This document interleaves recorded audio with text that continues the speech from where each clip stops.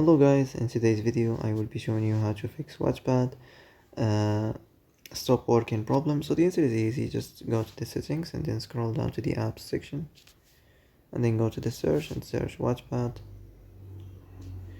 and then go to the storage, and here you will find this clear cache option. Click on it. Now you can go check it if it worked, and if it didn't you can try to restart your phone or turn the Wi-Fi off and on, or the Bluetooth or the airplane mode. Also, you can try to clear data, but be careful. If you clear data, all these applications data will be deleted. This includes all files, the settings, the accounts, the databases, etc. So be careful if you want to clear your data.